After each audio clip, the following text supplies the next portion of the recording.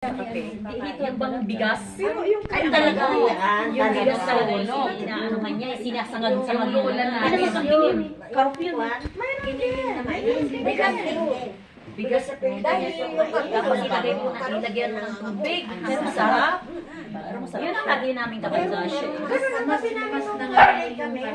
Naggagatas ang tatay ko ng... Mas masarap nga yung kakao kasi kahit may amoy siya, pag kinain mo talaga juicy siya. Ano, Sister Rosie, yung gatas ng kalabaw, kinakain nila, sinasabaw nila sa Kanin. ng mga anak. Ako never pa akong lalagyan niya, pero yung mga anak ko gusto nila. Sarap ko yun. Ano ba, hindi siya Siya ganyan. No? Hindi naman. Pakulan mo. Kahit na hindi mo pakuluan. Kahit hindi mo pakuluan. Kasi talaga hindi mo pakuluan kung pagkakuha pa lang. Yung kakuha pa lang. Yung apo namin. Lagay mo sa kanin, yung mga asawa init. mo. Siguro dalat na dalat. Pero No. nakatakot. bata hindi. Sarap. Yun. Lagyan mo, ilagay mo sa kanin na mainit tapos lagyan mo Yan ang asin. ginagawa ng mga Ang sarap. Kahit na yun lang. Lagyan mo pa ng mangga. Ang sarap. Kahit yun lang ang ulamin mo. Yung mga anak ko, kapag pumupunta doon sa Nueva Ecija or ano, bumibili sila. Sa Tarlac. Mga July yan. July kasi Nakabote. August na kahit naman. Oo. Nakabote-boting ketchup minsan. Nakabote na may tako. Kasi Yung bayaw ko daw, nagpunta ng gamo.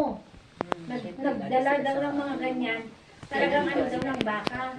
Gatas ng baka. Nung dumating daw, gustong-gusto daw yung bata. Sabi naman ng kapatid ko, siguro diyan na siya nakakabasa. Hindi man yan sila natakot sa gera. Iniinom niyang ganito. Ang kinatakot na yung Oo, ang sarap. Sabi Sabi mo, mo, ganyan sa kalabaw. O ano. Ang sarap. Never talaga ko tumitigil. Mainit-init pa.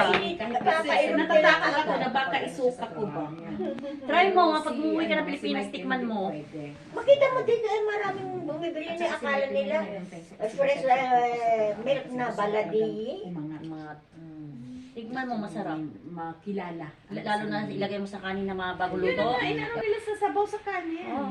Tapos may mangga yung mga bata. Mga ano. Ilagay mo sa kanin na mga ano. Dito naman.